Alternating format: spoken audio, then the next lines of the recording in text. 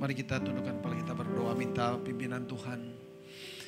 Ya Tuhan, sungguh benar kami gak bisa hidup kalau kami terputus dari Engkau. Bagaikan pohon yang terputus dengan akarnya yang mati, hilang tak berbekas. Demikianlah hidup kami jika terputus dengan firman-Mu. Oleh karena itu biarlah saat ini Engkau berbicara dengan lemah lembut, dengan penuh kuasa-Mu. Menikam ke dalam hati kami. Hati yang memberontak, hati yang penuh dengan dosa. Biarlah kuasa Roh Kudus menentramkan hati kami ketika mendengarkan firman-Mu. Seperti sebuah pohon yang ketika disiram dengan air menjadi segar dan hidup kembali. Nyatakan kuat kuasa kasih-Mu ya Tuhan di tengah-tengah kami melalui pewartaan firman-Mu ini. Biarlah Engkau ditinggikan dan kami dipulihkan. Sempurnakan kami bukan karena kami pintar berbuat baik, tetapi kami semakin terkoneksi, semakin abide di dalam Engkau ya Tuhan Yesus. Jangan perhitungkan dosa kami, tapi biarlah dosa-dosa kami yang sudah ditanggung oleh Yesus Kristus menjadi alat untuk beranugerah kepada kami. Terima kasih Tuhan Yesus untuk pengampunan yang Kau berikan kepada kami. Dan terima kasih juga untuk hati baru yang Kau ciptakan kepada kami. Untuk senantiasa berpaut pada Tuhan. Berbicaralah, berfirmanlah kepada kami. Di dalam nama Tuhan kami Yesus Kristus kami sudah berdoa. Yang percaya katakan amin. Silakan duduk kembali.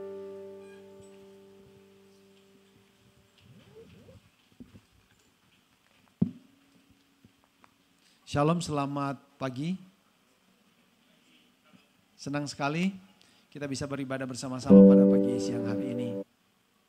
Mari kita membuka firman Tuhan dari kitab Efesus pasal 4 ayat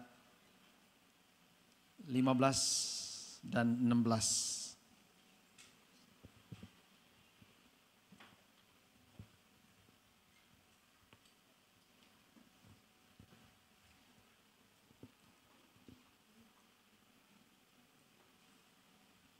Efesus pasal 4 ayat 15 dan 16 saya bacakan. Bapak Ibu Saudara sekalian bisa perhatikan di dalam Alkitab atau gadget masing-masing. Sebaliknya dengan teguh berpegang kepada kebenaran di dalam kasih kita bertumbuh di dalam segala hal ke arah Dia Kristus yang adalah kepala. Dari Dialah seluruh tubuh yang rapi tersusun dan diikat menjadi satu oleh semua sendi yang menopangnya. Menerima pertumbuhannya sesuai dengan kadar pekerjaan tiap-tiap anggota dan membangun dirinya dalam kasih. Sampai demikian bacaan firman Tuhan. Berbahagialah yang bukan hanya mendengar tapi melakukan, menghidupinya dalam kehidupan kita setiap hari. Nah, Bapak Ibu Saudara yang terkasih di dalam Tuhan Yesus, gereja sebenarnya di dalam Alkitab dikenal dengan komunitas eskatologis sebenarnya. Komunitas yang datang dari masa depan. Kalau kita nonton film, apa itu musuh yang datang dari masa depan? Saya lupa. Terminator ya, Terminator. Thank you. Musuhnya datang dari masa depan. Nah, kalau gereja itu adalah komunitas yang datang dari masa depan. Yesus Kristus datang dari masa depan. Kalau kita lihat melihatnya dari waktu manusia, waktu kita ya, waktu kronologi. Ya, kalau kita lihat dari waktu Kairos nggak ada depan dan belakang ya. Tapi kalau kita melihat hidup kita sedang menuju ke masa depan. Dan komunitas yang sedang kita hidupi, yang kita ada di dalamnya hidupi saat ini. Itu sebenarnya perfected, akan disempurnakan di masa depan, tapi kita sedang jalan hari ini. Jadi di satu sisi kita adalah komunitas yang sempurna di dalam nama Yesus. Tapi di satu sisi yang lain kita adalah komunitas yang sedang berproses menjadi sempurna. Ya, jadi dua hal yang harus kita hidupi. Kita harus yakin kita adalah anak Allah yang sempurna kudus adanya. Tapi di satu sisi kita sedang bekerja, berjuang untuk menghidupi keselamatan kita, menikmatinya menjadi sempurna. Nah, itulah natur dari kehidupan kita semua. pada pagi hari. Itulah sebabnya Yesus Kristus berkata, atau Paulus maksud saya, Paulus pada pagi hari ini berkata, dengan teguh berpegang kepada kebenaran di dalam kasih kita bertumbuh ke arah Kristus. Ini menjadi prinsip dan jalan sebenarnya di mana kita berproses meraih keselamatan yang sudah diraih oleh Yesus buat kita. Jadi ngomong kayak gitu ya. Jadi berpegang, kalau dalam bahasa aslinya bukan hanya pegang ya, tetapi menghidupi, menjalani, menikmati kebenaran di dalam kasih sepanjang hidup kita. Sepanjang hidup kita. Jadi di gereja, komunitas orang percaya yang bekerja sebenarnya kebenaran dan kasih. Dua hal itu. Ya, kebenarannya apa? Ya firman Tuhan ya. Tadi lagu terakhir firman Tuhan, landasan hidup kita. Itu kebenarannya. Itu kebenarannya. Dan kebenaran ini hidup di dalam kasih, dilakukan di dalam kasih. Yang nampak, yang kelihatannya itu di dalam kasih. Nah, kalau hanya kebenaran yang hidup, kalau hanya kebenaran saja yang dihidupi tanpa kasih, maka kehidupan gereja itu akan bukannya menyembuhkan tapi melukai sebenarnya. Kalau hanya kebenaran. Menciptakan budaya arogansi, menciptakan budaya penghakiman. Sehingga membuat orang merasa dihakimi, ditolak dan direndahkan. Dan kita sebut itu gaya hidup legalistik sebenarnya. Mana yang benar itu yang dihidupi. Orang yang tidak hidup berdasarkan kebenaran firman Tuhan itu dihakimi sebagai orang berdosa. Contoh yang paling jelas di dalam Alkitab sebenarnya orang-orang Farisi, pemimpin-pemimpin agama yang begitu hidup berlandaskan pada kebenaran, tetapi dalam waktu yang sama mereka miskin kasih, sehingga mereka gampang sekali menilai, I'm the insider, you are the outsider. Jadi ada pemisahan itu dengan kalau hidup hanya di dalam kebenaran. Demikian juga kalau hidup hanya di dalam kasih sebenarnya.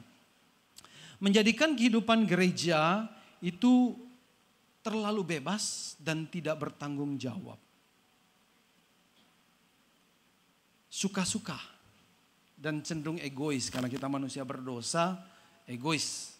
Orang menjadi tidak suka diatur atas nama kasih. Ya. Kompromi dan gaya hidup permisif terus berkembang dengan subur di dalam komunitas yang tidak memiliki kebenaran atau meminimalisir kebenaran dan lebih mengagung-agungkan kasih.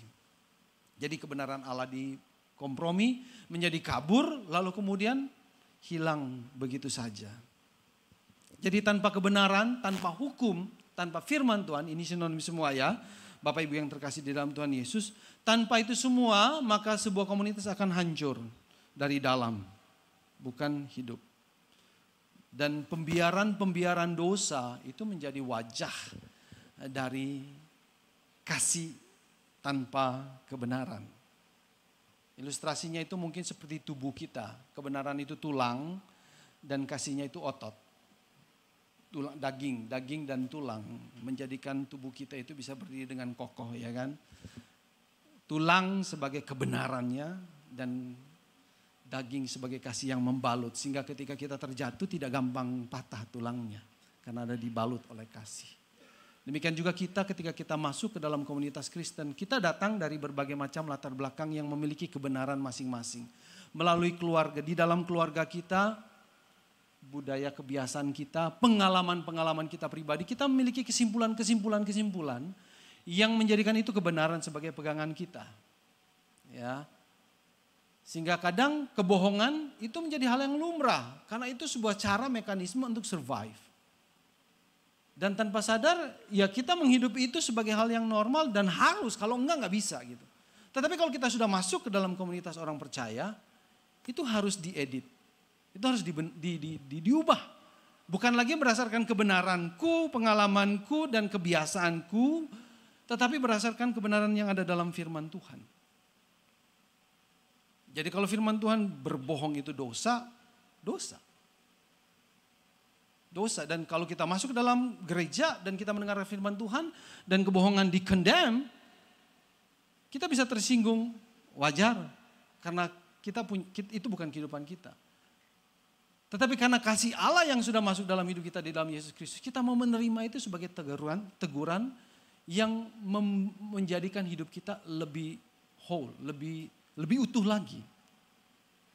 Jadi kita semua ini memiliki kebenaran masing-masing. Dan setiap kita pasti ketika mendengarkan firman Tuhan, entah melalui khotbah, entah pribadi, harusnya hati kita itu tertusuk.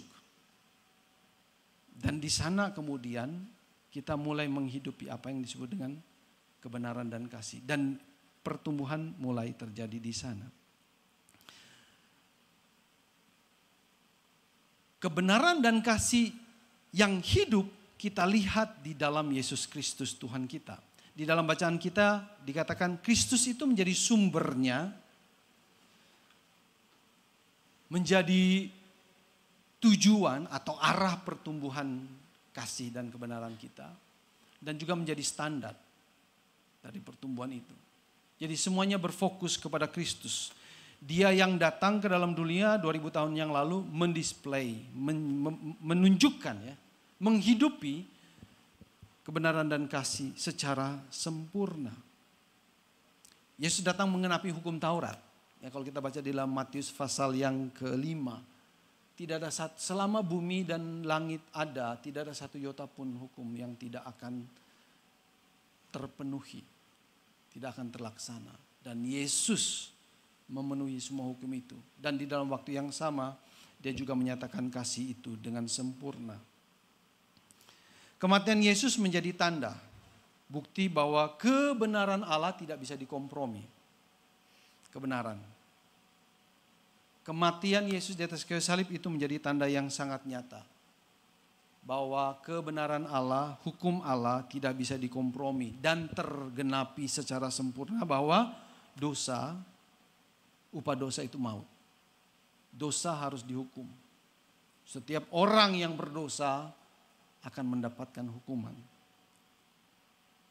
Tetapi di waktu yang sama kematian Yesus juga menggenapi kasih Allah yang besar.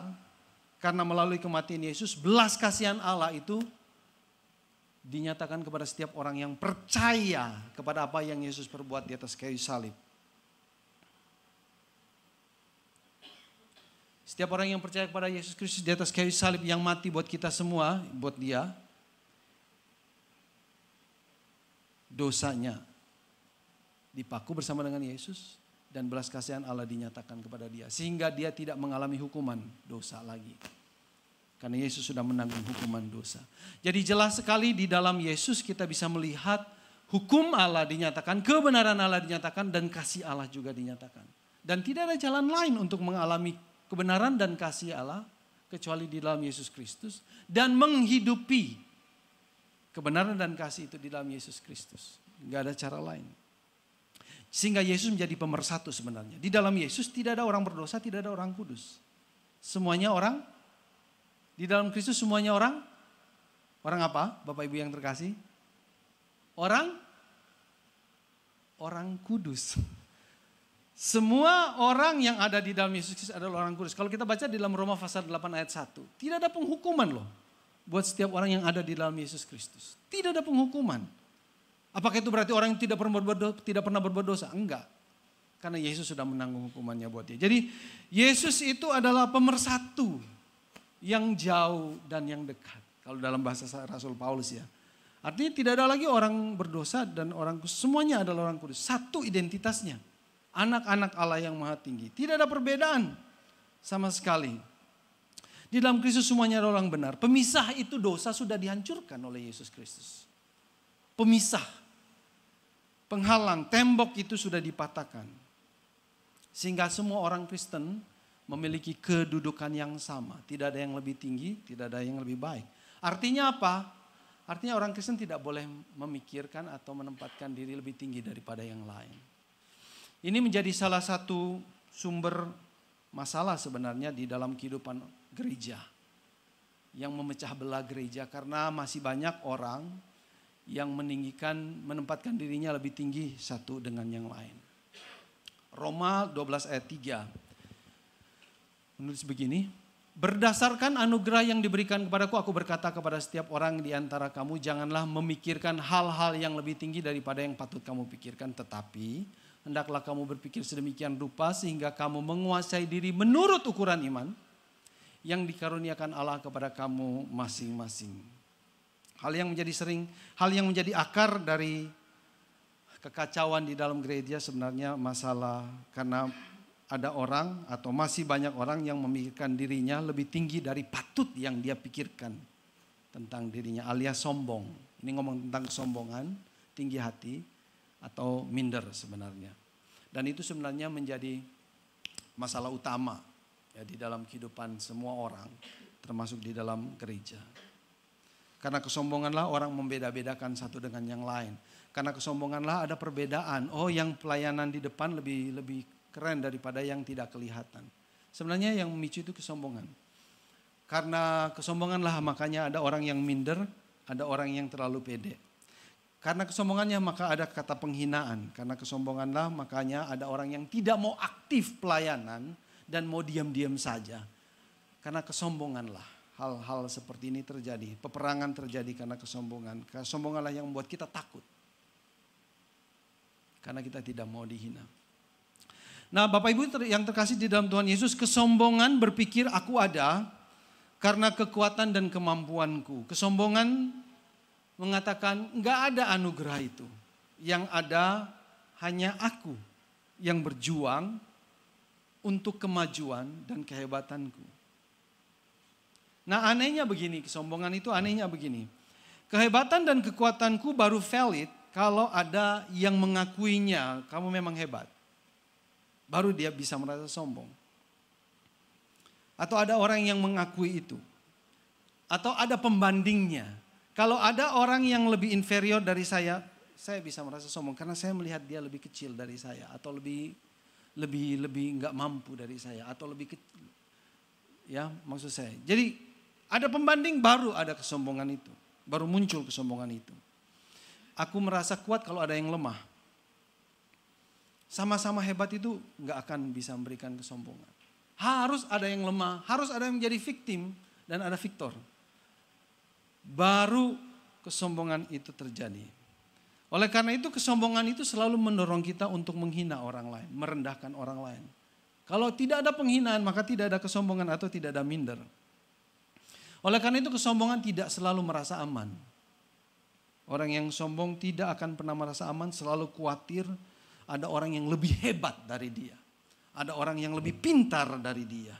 Ada orang yang lebih dari dia. Dan salah satu-satunya cara untuk menghilangkan ketidaktenangan itu adalah dengan melihat sehebat-hebatnya dia, saya lebih hebat. Dengan apa? Dengan menghina. Dengan berbagai macam cara orang bisa menghina. Dengan guyonan orang bisa menghina juga. Supaya apa? Dia bisa merasa lebih hebat dan kemudian bisa menyombongkan diri. Dan kemudian bisa merasa lebih hebat, lebih kuat daripada itu. Jadi kalau nggak ada pembanding, kalau kita tidak membanding-bandingkan diri dengan orang lain, maka kesombongan tidak akan muncul. Tetapi kalau kita sudah mulai membanding-bandingkan diri dengan orang lain, maka kesombongan itu akan muncul. Dan Paulus berkata di dalam bacaan kita pada pagi hari ini, jalan keluarnya hanya satu. Dia katakan, hendaklah kamu berpikir sedemikian rupa sehingga kamu menguasai diri menurut ukuran iman. Jadi bagaimana kita memandang diri? Ya menurut ukuran iman. Dengan pikiran yang waras dan wajar menurut Paulus itu pikiran tentang diri berdasarkan iman. Jadi ukurannya iman. Tapi ukuran iman ini bukan berarti ukuran iman pribadi. Oh, iman saya lebih kuat dari kamu. Kenapa? Karena pengetahuan Alkitab saya lebih banyak daripada kamu. Bukan iman yang itu. Bukan iman yang seperti itu. Tetapi yang dimaksudkan oleh Paulus adalah iman yang menyelamatkan. Yesus itu yang menyelamatkan. Objektifnya bukan subjektif. Oh, saya lebih beriman daripada kamu. Enggak. Tetapi Yesus sumber iman kita. Apa yang Yesus perbuat di atas kayu salib? Apa yang Yesus perbuat di atas kayu salib menjadi standar ukuran yang kita pakai untuk memandang diri kita sendiri. Yesus mati untuk semua orang, untuk Anda dan saya. Dan oleh karena itu di mata Allah kita semua sama. Itu ukuran iman. Itu berarti hal utama yang perlu kita sadari bahwa Allah mengasihi kita bukan karena kuat dan hebat kita, lagu ya. Tetapi karena Yesus berkorban buat kita. Gitu. Ukurannya objektif, sangat di luar diri kita. Jadi tidak ada yang nggak ada yang bisa menyombongkan diri kan. Karena sama. Yesus mengasihi kita sama. Sama cintanya, sama sayangnya. Mau seberapa populer, hebat, berkuasanya kamu, tidak akan menambah sedikit pun kasih Allah kepada kita yang sudah dinyatakan di dalam Yesus Kristus. Porsinya sama, 100%, 100 semua. Enggak ada yang 90, semua 100. Oleh karena itu iman kita melarang kita berpikir diri terlalu tinggi. Karena kita adalah pendosa. Dan setiap usaha perbuatan kita akan dihakimi. Kita diselamatkan bukan karena kuat dan hebat kita, keperkasaan kita. Tapi karena kebaikan, semata-mata kebaikan Yesus di atas kayu salib. Jadi jangan mikir diri terlalu tinggi. Seberapa banyak pun talentamu. Seberapa banyak pun orang kagum dan memakai engkau di dalam gereja. Kenapa? Karena yang menebus kamu adalah Yesus. Iman juga melarang kita memikir diri terlalu rendah. Kenapa? Karena kita adalah pendosa yang diselamatkan. Kalau kita tidak diselamatkan maka kita tetaplah pendosa dan dihakimi. Kita dikasihi, dihargai dan diterima oleh Allah. Dan oleh karena itu perkataannya patut kita dengarkan. Oleh karena itu janganlah kita minder karena kita sudah diselamatkan. Karena kita adalah anak-anak Allah. Yesus sudah mengorbankan dirinya untuk kita dengan harga yang sangat mahal. Jadi kita berharga. Jangan menjadi minder. Jadi Bapak Ibu Saudara yang terkasih di dalam Tuhan Yesus, kita memandang diri kita berdasarkan ukuran yang Yesus perbuat. Karya Yesus, harga yang Yesus bayar. Bukan lagi berdasarkan perbuatan dan prestasi kita. Walaupun dunia mengukur kita begitu. Tetapi itu tidak memberikan keuntungan sedikit pun buat kita. Dan itu bukanlah visi komunitas eskatologis di masa yang akan datang. Atau yang sedang kita hidupin hari ini. Karena semua kita sudah dibeli bukan dengan perbuatan kita. Tetapi dengan karya Yesus di atas kayu salib. Dan di dalam hari-hari hidup kita, oleh karena itu kita harus menguasai diri kita. Supaya kita tidak memakai pikiran yang ada di luar sana. Tetapi memakai pikiran yang ada di dalam Injil. Apa yang Yesus perbuat. Makanya dikatakan di sana, berpikirlah sedemikian rupa sehingga kamu menguasai dirimu. Kenapa? Karena Paulus tahu ketika kita keluar dari ruangan itu, bahkan ketika kita bergereja, bersama-sama di gereja, ada pikiran-pikiran seperti itu yang pasti. Yang mendorong kita untuk tidak merasa, untuk mengukur diri kita berdasarkan kehebatan, keunggulan-keunggulan kita. Paulus bilang, kuasai dirimu, jangan pakai pikiran itu. Jangan pakai ukuran itu. Pakai ukuran yang Yesus perbuat. Kuasai dirimu, kontrol pikiranmu. Supaya di dalam gereja tidak terjadi perpecahan, gesekan. Dengan penghinaan-penghinaan, dengan kata-kata yang demikian tajamnya. Seakan-akan tidak ada yang benar dari orang lain, hanya diri saya yang benar. Dan kemudian Paulus di dalam ayat ke-16 menggambarkan bahwa kita sebenarnya satu. Dan harusnya tidak memakai pikiran seperti itu. Kenapa? Karena kita satu, dari dialah seluruh tubuh. Ya, kita ini tubuh yang rapi tersusun. Diikat menjadi satu oleh semua sendi yang menopangnya. Jadi kita adalah tubuh Kristus. Seharusnya kita memakai ukuran Kristus, bukan ukuran berdasarkan perbuatan kita. Kita adalah tubuh Kristus yang ditopang oleh semua sendinya. Dan analogi tubuh ini, Bapak Ibu yang terkasih, menggambarkan kesatuan yang intim, yang jauh lebih kuat daripada gambaran kesatuan apapun yang ada di dalam dunia ini sebenarnya. Kenapa? Karena persatuan tubuh itu menggambarkan satu persatuan yang hidup. Antara saya dan Bapak Ibu sekalian, ada persatuan yang lebih intim dan dekat daripada hanya sekedar apa yang kita lihat. Ya, warna kulit, model rambut, gaya hidup dan semuanya. Karena Paulus menggambarkannya dengan tubuh. Ya, tubuh. Seperti tubuh yang disatukan. Ya, antara jari kelingking dan jari tengah, antara telinga dan mulut. Kita disambung-sambung secara organis, bukan seperti sambungan gerbong kereta api atau sambungan spare part mobil, ya, yang disolder dan disambung-sambung dari luar gitu ya, sehingga menjadikan satu mobil lalu bisa bergerak, atau gerbong kereta api sehingga dia bisa berjalan. Enggak, tapi kita manusia, kita tubuh Kristus ini itu seperti tubuh yang disambung dari dalam. Seperti tubuh ini yang jarinya keluar dari dalam tubuh. Ketika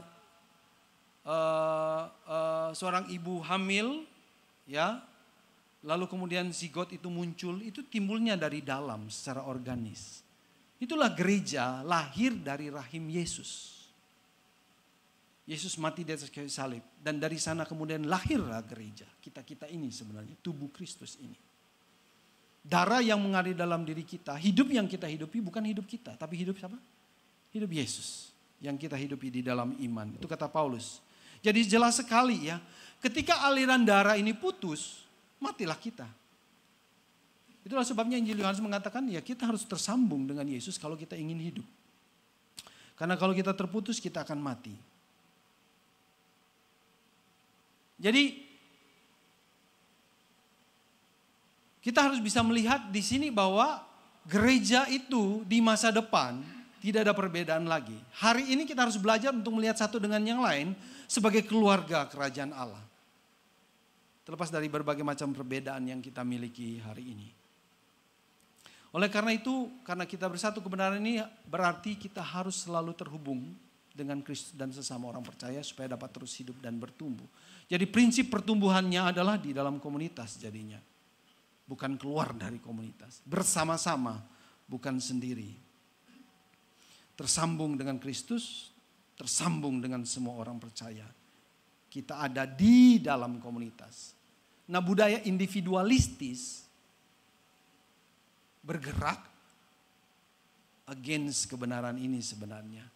Karena budaya individualistis mengatakan saya bisa bertumbuh sendiri, tanpa engkau saya bisa bertumbuh sendiri. Beberapa waktu yang lalu ketika COVID, kan itu sebang gonjang-ganjing ya, gereja online. Kita online sajalah. Tapi kemudian setelah sekian waktu, setelah COVID selesai, para ahli-ahli kita melihat ada yang salah nih kalau ini terus dijalanin. Kenapa? Karena itu berarti gereja itu tidak bakalan bertumbuh. Karena Alkitab mengajarkan bahwa gereja, orang-orang percaya itu bertumbuh di dalam komunitas. Di dalam komunitas. Harus ada orang lain di mana dia bisa ngobrol dan menegurnya. Kebenaran dan kasih hanya bisa berfungsi ketika satu dan lain itu bertumbuh. Nggak mungkin bisa berfungsi kalau kita nggak bertemu dengan orang lain. Nggak mungkin. Nggak mungkin kalau tidak ada gesekan. Nah, gereja online itu nggak mungkin bisa terjadi hal seperti itu. Jadi oleh karena itu ini menunjukkan bahwa kita harus ke gereja dan tinggal di dalam komunitas. Membentuk komunitas, terhubung satu dengan yang lain, ngobrol, terbuka, cerita satu dengan yang lain. Dinamikanya harus kelihatan. Kadang kamu jengkel dengan orang lain sesama gereja, kadang kamu senang. Itu dinamika kehidupan bergereja harus terjadi. Dan kalau itu terjadi baru ada pertumbuhan. Menurut modern neuroscience, salah satu cara untuk belajar menjadi ramah adalah dengan menjalin relasi dengan seorang yang ramah terhadap diri sendiri, terhadap saya misalnya ya. Jadi kalau saya mau ramah, saya harus ketemu dengan orang yang ramah, ya, belajar dari dia. Waktu saya mengalami keramahannya kepada saya, sistem neuron yang berfungsi seperti cermin diaktifasi dan mulai belajar bagaimana menjadi orang ramah itu. Ini menurut ilmu neuroscience ya. Lalu saya mulai mempraktekannya dengan orang lain dalam komunitas saya. Semakin saya mempraktekannya, semakin saya terbiasa dengan keramahan itu, lalu kemudian saya menjadi orang ramah. Demikian juga sebaliknya dengan hal-hal yang tidak ramah misalnya. Jadi itu menurut ilmu neuroscience bahwa kita memiliki sebuah kecenderungan mencerminkan mimik kasih, memimik orang lain di dalam kehidupan. Itulah sebabnya kita perlu ada di dalam komunitas orang-orang percaya. Itu satu, kita harus menjaga komunitas ini tetap tersambung satu dengan yang lain. Itu yang pertama, bagaimana kita bertumbuh ke arah Kristus di dalam kebenaran dan berdasarkan kebenaran di dalam kasih. Yang kedua, Keunikan anggota tubuh menunjukkan bahwa tubuh kita tidak sempurna sehingga saling membutuhkan atau melayani satu dengan yang lain. Nah, persatuan yang organik ini tidak membuat kita seragam. Tidak. Ya. Tetapi tetap ada keunikan tiap-tiap pribadi di dalam setiap kita. Dan kita harus melihat itu. Bahwa tiap-tiap kita emang unik, berbeda satu dengan yang lain. Oleh karena itu kita perlu menyadari bahwa keunikan kita ini bukanlah menunjukkan kehebatan, tetapi menunjukkan ketidaksempurnaan. Kita baru sempurna kalau kita bersama-sama. Kira-kira begitu ya. Tapi kalau kita sendiri-sendiri, kita tidak sempurna. Seperti ada yang jadi tangan, ada yang kalau Paulus menggambarkannya di dalam 1 Korintus 12 kan ada yang tangan, ada yang jari, ada yang jari kaki. Menunjukkan bahwa tanpa yang lain saya nggak bisa hidup. Atau menunjukkan bahwa emang saya lemah dan tidak sempurna. Dan baru bisa berfungsi dengan baik kalau ada jari-jari lain untuk merawat saya, untuk menggendong saya, untuk menenangkan saya. Jadi kita dalam hidup bersama kita harus mengakui bahwa kita orang lemah, kita tidak sempurna, dan kita membutuhkan satu dengan yang lain. Dan karena perbedaan itu maka kita saling melayani.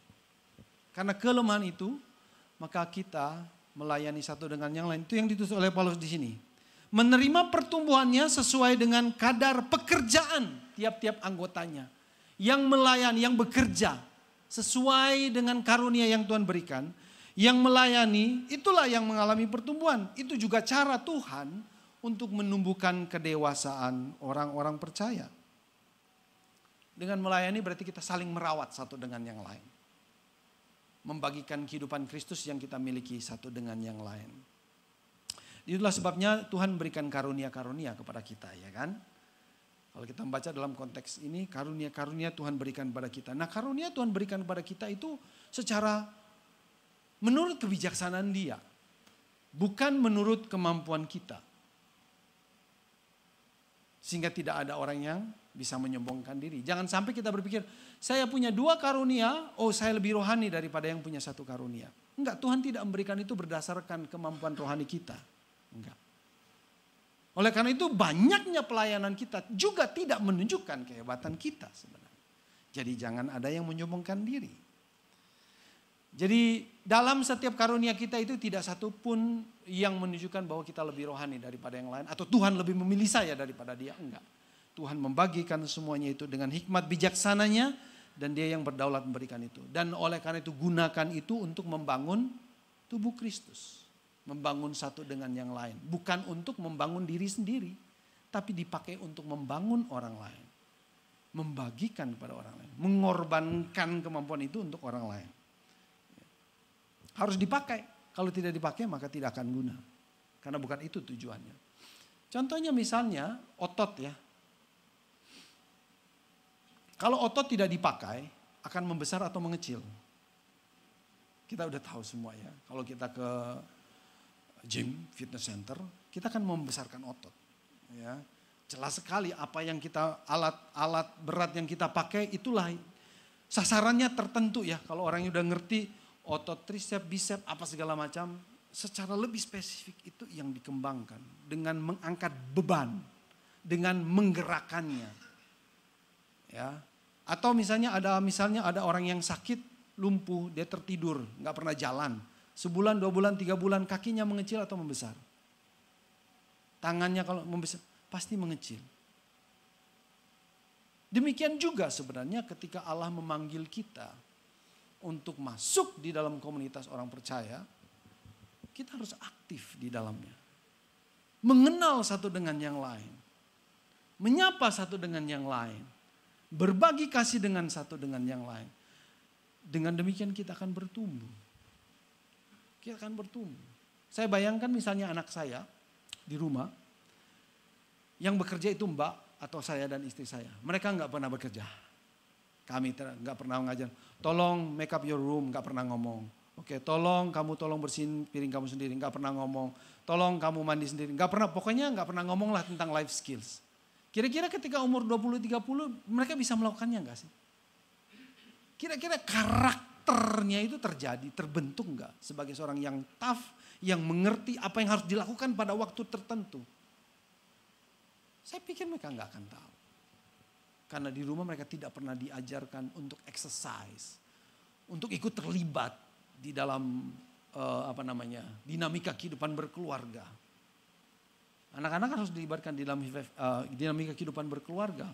Ada yang salah, ada yang benar, yang salah dimarahi, yang benar dipuji, yang salah dimarahi lalu dipeluk, ya kan?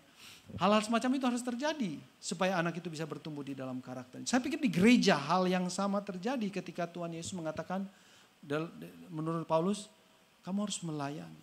Karena itu cara untuk bertumbuh. Selain cara yang pertama kamu bergabung di dalam komunitas orang percaya, erat di dalamnya, jangan di rumah sendirian aja, di dalam dinamika kehidupan orang percaya.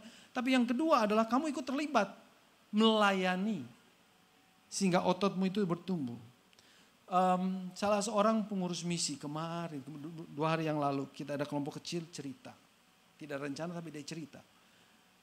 Dia katakan, ya kalian sekarang lebih baik. Kenapa? Kalau katekisasi itu bisa 9 kali, lalu ada percakapannya lebih intens, lebih bobotnya. Dulu dia bilang kami, ya udah, ya kalau bisa setia ikut 12 kelas atau 4 kelas dia bilangnya, ya udah ikutlah gitu. Tapi nggak ada pembimbingan khusus. Dia bilang. Tetapi dia bilang, saya itu bertumbuh karena saya ikut terlibat di dalam pelayanan. Setelah saya menjadi percaya, saya ikut di dalam pelayanan ini, ikut di dalam pelayanan ini. Dan saya bertumbuh, saya yakin. Dan saya tahu dia bertumbuh. Dia bilang, saya paling muda mungkin ya, umur iman saya, kekristenan saya mungkin baru dibandingkan kalian semua. Dia katakan demikian. Tapi saya bisa mengakui bahwa iman saya ini bertumbuh. Melalui berbagai macam pelayanan yang saya ikuti. Dia aktif di dalam gereja. Dan itu benar sekali karena itu sesuai dengan kebenaran firman Tuhan. Firman Tuhan terbukti di dalam hidup dia. Karena dia menjadi seorang jemaat atau seorang orang percaya anak Allah di dalam Yesus Kristus yang aktif melakukan latihan terhadap otot-otot rohaninya.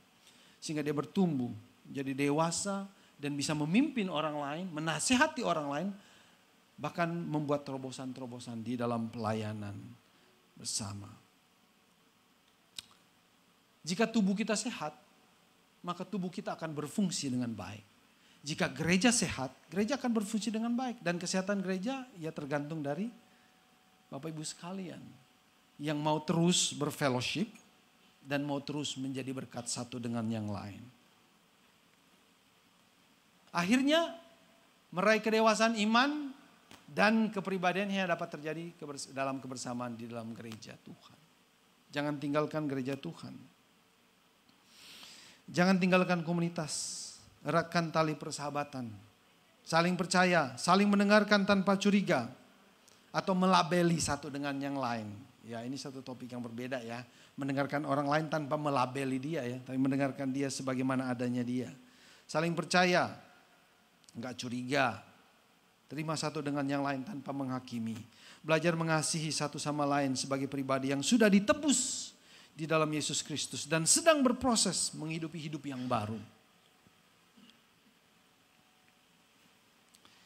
Jadikan komunitas ini komunitas yang terbuka terhadap semua orang berdosa. Tetapi tidak menggampangkan dosa. Kita punya kebenaran yang jelas. Kita punya kasih yang jelas. Kita buka tangan kepada orang berdosa karena kita tahu ada penebusnya. Tetapi kita tidak kompromi dengan dosa. Kita dulu sudah melakukan dosa. Dosa sudah diampuni. Jangan ulangi dosa yang sama. Kalau enggak, dignity komunitas akan jatuh. Enggak ada harganya sama sekali. Too cheap. Terlalu murah. Oleh karena itu tegakkan kebenaran firman Tuhan. Nyatakan kasih Kristus dengan tulus hati. Mari kita tundukkan kepala kita berdoa.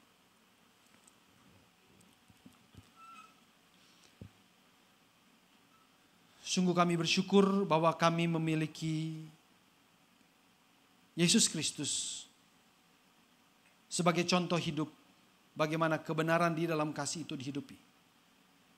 Tuhan yang memberikan kami kekuatan pimpinan agar kebenaran dan kasih itu juga dihidupi di dalam keluarga kami.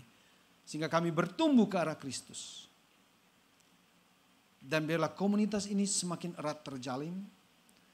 Menjadi sebuah keluarga. Sebagai cicipan akan komunitas masa depan ketika kami kembali ke rumah Bapa. Biarlah komunitas ini saling menolong satu dengan yang lain, saling melayani. Dengan demikian mereka terus bertumbuh menjadi kuat, menjadi dewasa di dalam iman mereka. Tuhan berkati kami semua yang hadir di tempat ini. Undang lebih banyak orang lagi untuk hadir dan menikmati fellowship surgawi di tempat ini. Kumpulan orang-orang tebusan Yesus Kristus Tuhan kami. Kami memuji Tuhan dan bersyukur kepada Tuhan. Di dalam nama Tuhan kami Yesus Kristus kami sudah berdoa. Amin.